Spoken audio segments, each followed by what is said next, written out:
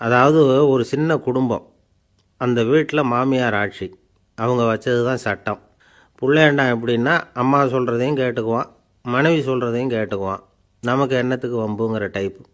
மருமகள் பேரில் குறை கண்டுபிடிக்கிறதுலையே அந்த மாமியாருக்கு ஒரு சுவாரஸ்யம். சின்ன சின்ன விஷயத்துலையெல்லாம் குத்தம் கண்டுபிடிச்சிக்கிட்டே இருக்கிறாங்க. பொதுவாக எல்லாரும் எப்படின்னா ஏதாவது ஒரு காரணத்துக்காக சண்டை போட்டுக்கிட்டு இருப்பாங்க. அந்த அம்மா எப்படின்னா ஏதாவது ஒரு சண்டையை போடுறதுக்காக காரணத்தை தேடிக்கிட்டு இருப்பாங்க. அப்படி ஒரு மனசு. அந்த மருமக பொண்ணு பாவம் பயந்து பயந்து ஒவ்வொரு காரியமும் செஞ்சுக்கிட்டு வந்தது. இப்படியே பல வருஷம் ஓடி போட்டுது. அந்த மாமியாருக்கும் ரொம்ப வயசாகிட்டுது. இருந்தாலும் அந்த பழைய சுபாவம் மட்டும் மாறவே இல்லை. திடீர்னு ஒரு நாள் பக்கவாதம் வந்து அந்த அம்மாவுக்கு ஒரு பக்கம் கை கால் இழுத்துக்கிட்டுது. வாய் சுத்தமாக பேச முடியாமல் போயிட்டுது. இப்படிப்பட்ட நிலைமையில் கூட அந்த பொண்ணு தண்ணியோ பாலோ இவங்க எதிரில் கொண்டாந்து வச்சா அதை வேணும்னே தட்டி விட்டுட்டு வம்பு வளர்க்குறது. அதுக்கப்புறம் அந்த பொண்ணு தரையை சுத்தப்படுத்தும்ல, அதை பார்த்து ரசிக்கிறது. இருந்தாலும் அந்த பொண்ணு இதையெல்லாம் பெருசுப்படுத்தாமல் ரொம்ப பொறுமையாக தான் இருந்தது.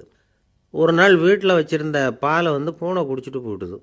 வயசான காலத்தில் இந்த அம்மா பால் இல்லாமல் கஷ்டப்படுவாங்களே அப்படின்னு நினச்சி பக்கத்து வீட்டில் போய் கொஞ்சம் பால் வாங்கிட்டு வந்து காய்ச்சி மாமியார் முன்னாடி கொண்டாந்து வச்சுது அந்த பொண்ணு. வழக்கம் போல் அந்த அம்மா பாலை தட்டி விட்டுட்டாங்க. இதை அந்த மருமக பொண்ணு கவனிச்சுட்டுது. இவ்வளவு நாள் பொறுமையாக இருந்த இந்த மருமகளுக்கு இன்றைக்கி இதை பார்த்து தான் அசாத்திய கோபம் வந்துட்டுது. கதவுக்கு பக்கத்தில் சாத்தி வச்சுருந்த உலக்கையை எடுத்து மாமியார் தலையில் போட, அது குறி தவறி கழுத்தில் பட, அந்த அம்மா கழுத்தை பிடிச்சிக்கிட்டு ஊன்னு கத்த, இந்த பொண்ணு ஒன்றும் அலட்டிக்காமல் உலக்கையை எடுத்து மறுபடியும் கதவு பக்கம் சாத்தி வச்சுட்டு அது பாட்டுக்கு நடந்து போயிட்டுது. இருந்தாலும் மனசுக்குள்ளே லேசாக ஒரு பயம். கணவன் வீட்டுக்கு வந்ததும் என்ன விஷயம்னு கேட்டால் எப்படி சமாளிக்கிறது? அன்னைக்கின்னு பார்த்து ரொம்ப நேரம் கழித்து வீடு வந்து சேர்ந்தான் கணவன். உடனே அந்த அம்மா புகார் பண்ண ஆரம்பிச்சுட்டுது.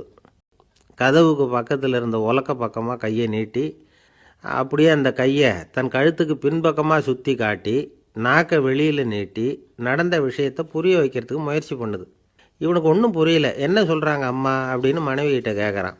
அதுக்கு அந்த பொண்ணு ரொம்ப புத்திசாலித்தனமா, என்னங்க உங்கள் அம்மா சொல்கிறது உங்களுக்கு இன்னும் புரியலையா? அவங்க உங்களை பார்த்து என்ன சொல்கிறாங்கன்னா, ஏண்டா உலக்க மாதிரி நிற்கிற, சாக போகிற எனக்கு சங்கிலி எதுக்கு, என் கழுத்தில் கிடக்கிற இந்த சங்கிலியை கழட்டி என் மருமக கழுத்தில் போடுறா அப்படின்னு சொல்கிறாங்க அப்படின்னு தான். ஓ அப்படியா விஷயம்னு சொல்லி அம்மா கழுத்தில் இருந்த சங்கிலியை எடுத்து மனைவி கழுத்தில் போட்டுட்டு, அம்மா உன் விருப்பப்படியே போட்டாச்சு, இனிமேலாவது நிம்மதியாக படுத்து தூங்கு அப்படின்னு சொல்லிவிட்டு உள்ளே போயிட்டான். பார்த்தீங்களா கதையை? அதனால தான் மாமியார்கள் சைகை காட்டுறதுன்னா கூட இனிமேல் ஜாக்கிரதையாக இருக்கணும்.